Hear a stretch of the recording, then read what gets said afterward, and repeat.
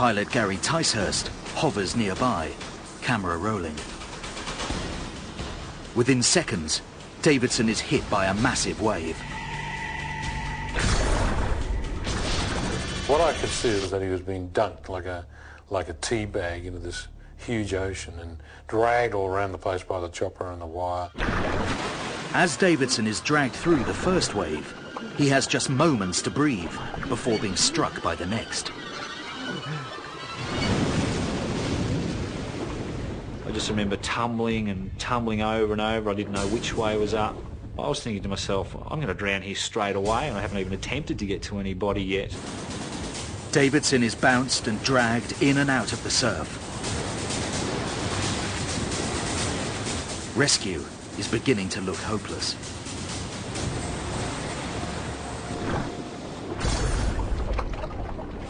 Eventually, Davidson reaches the life raft. But just as he grabs the side, he's slammed away.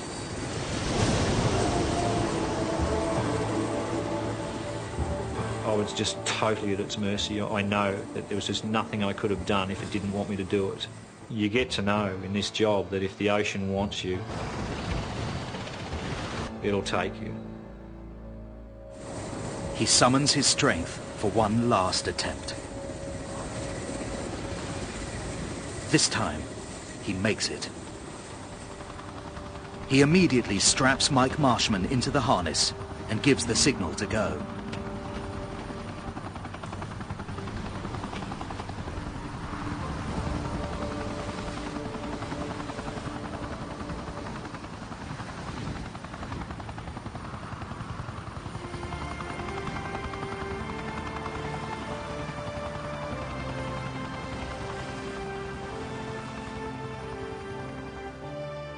To have somebody in this harness at that point in time, for me, was just a feeling of absolute elation, absolute satisfaction, and I have never felt the strength of this feeling either prior to this incident or since this incident. Ticehurst can't believe what he's filming. Mate, this is award-winning stuff here. You realise that, don't you? They hang on and are winched to safety. The sense of relief for Mike is overwhelming. I honestly believe the feeling after fear is the greatest feeling. The more the fear, the greater the feeling afterwards. But Davidson has just begun.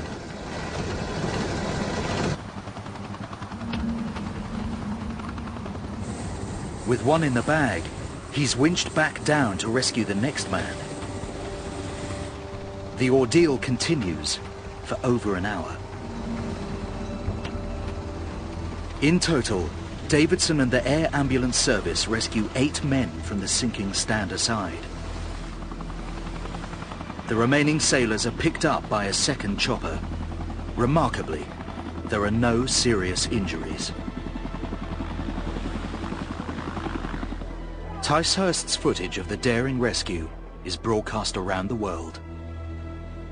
But the good news is short-lived.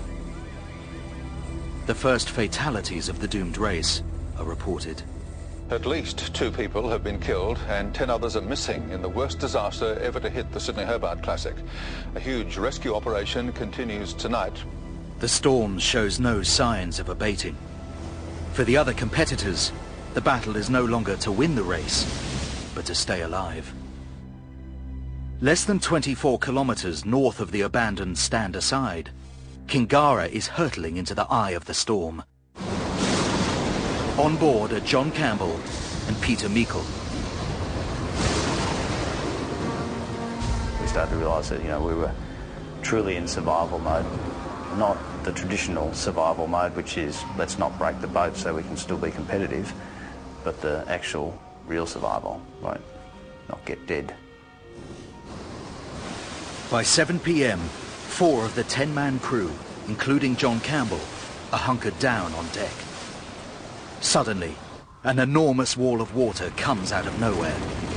So I don't really remember seeing or hearing anything other than, "Hey, watch out!" And that was about it. The wave smashes John into the yacht's heavy compass, breaking his cheek and jaw.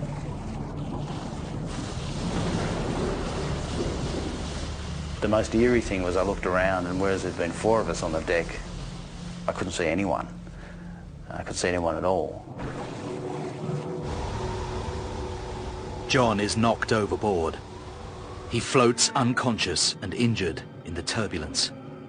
His harness is now his only lifeline. Peter Meikle immediately starts to pull him in. But John's harness is built into his jacket, and as he's lifted on board, it slips over his head. Meikle grabs his hand, but in the pitching seas, John's a dead weight. Then I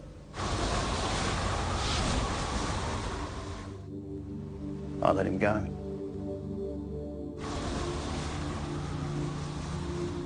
It was like it was happening to someone else, but I knew this was not good.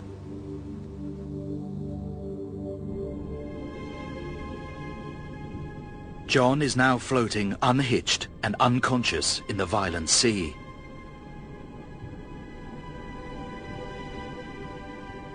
As each second passes, he drifts further and further from the boat.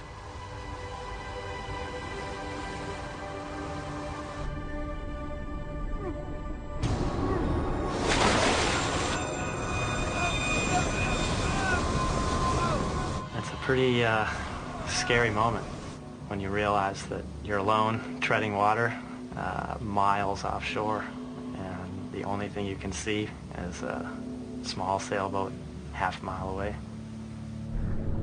He starts to swim, but his boots and trousers slow him down.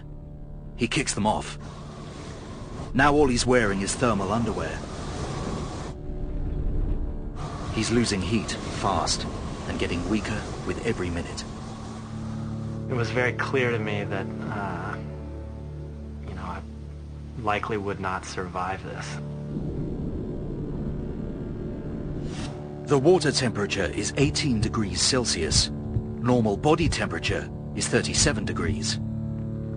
When his body temperature drops to 30 degrees, he will fall unconscious. At 26 degrees, he will die. He's running out of time.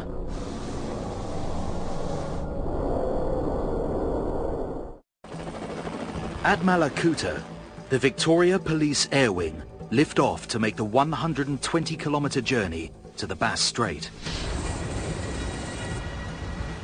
At the controls is pilot Darryl Jones. We had waves of up to 90 feet. And yeah, it was just generally quite a mess. Some of the worst conditions I've ever flown in. The aircraft's emergency tracking system is immediately jammed with distress calls. It was just absolute bedlam out there. And of course all the emergency beacons going off, our tracking system in the aircraft was just going ballistic. And it just couldn't handle that many emergency beacons all at once. Rescue crewman David Key allocates one alert as priority: man overboard. Soon they are battling through the storm to Kingara's last known position. But the team knows spotting a man in the turbulent sea is unlikely, particularly in fading light.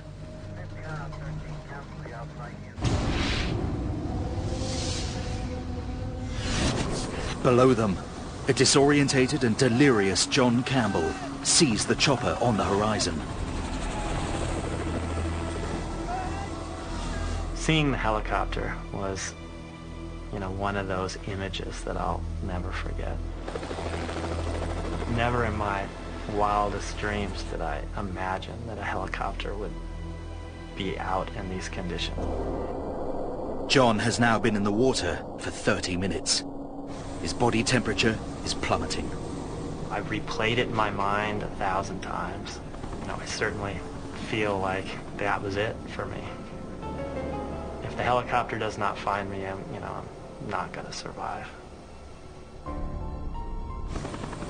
In the air, the rescue team must